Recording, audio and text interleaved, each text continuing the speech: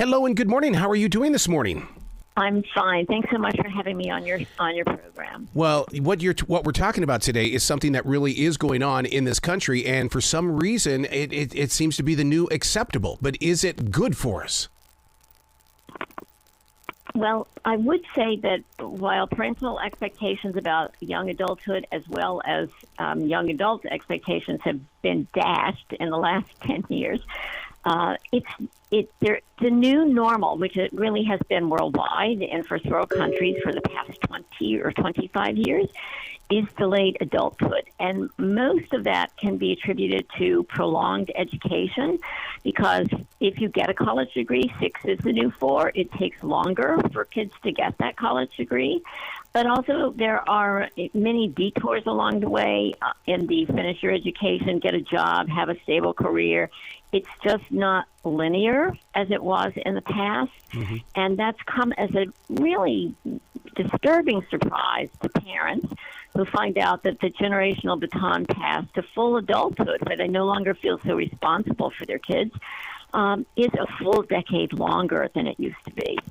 You know, I for the longest time, I've had the hardest time dealing with this in the way of understanding it, because I was gone away from my parents at the age of 18. I was ready to get on with my life, and I don't see that drive in a lot of these young adults right now.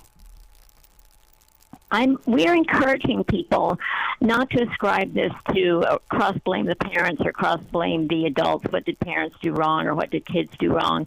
We're trying to help people step away from their own blueprints of their 20s, and for many parents, that's exactly what their experience was too. Like, bye-bye at 18, see ya. However, the young adults now, first of all, you need to recognize that we've been in a period of intensive parenting where parents are very concerned about how are my kids doing from like middle school through high school, college, and then after. And young adults really benefit from that, because when the prior generation, America was still an economic superpower. There wasn't harsh global competition. Mm-hmm. There wasn't political uproar. There was a big sense of kind of smaller and more connected communities. And so all these things have impacted the really skyrocketing rates of anxiety and depression in young adults. They are now twice the rate of teenagers. And what we would want to say to parents, their mental health is often overlooked, but we're fans of, like, okay, parents, we need to hang in there.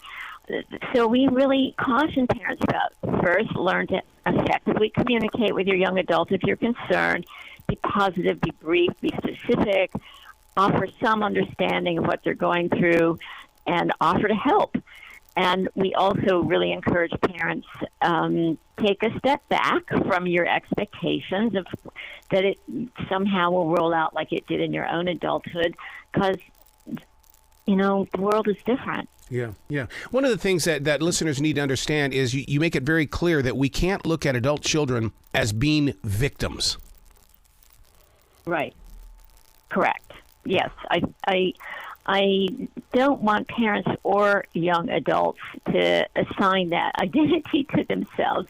It is harder. The overwhelming majority of young adults and their parents agree that it's harder now, whether it's pay to go to college, pay off student debt, which rolls into harder to finance your own independence, whether that's get a car or get a place to live, eat more than ramen, for 3 meals a day.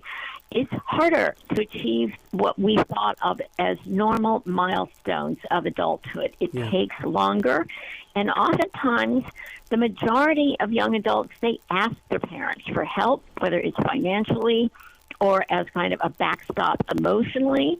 So parents really have had an unexpected extension of parenting, and what we want parents to understand is this is the longest and could be best and most connected stage of parenting you will have.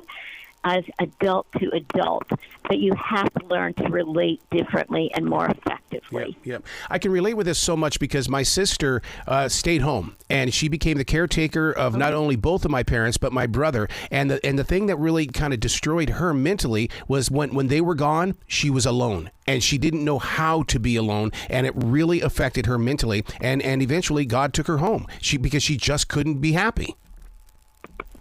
Wow, that's a hard story, but there's many stories out there, and they're just largely not told because people have a negative self-stigma about, like, what's wrong with me and what should I have done, so they blame, themselves often.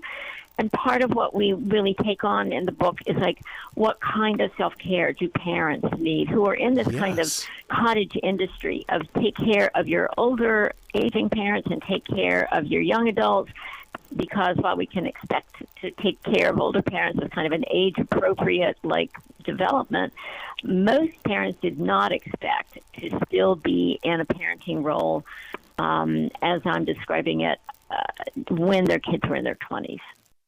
So what are some of the warning signs for people to, reach out there and get some help? The warning signs for themselves, first I'll go with for themselves and then for young adults.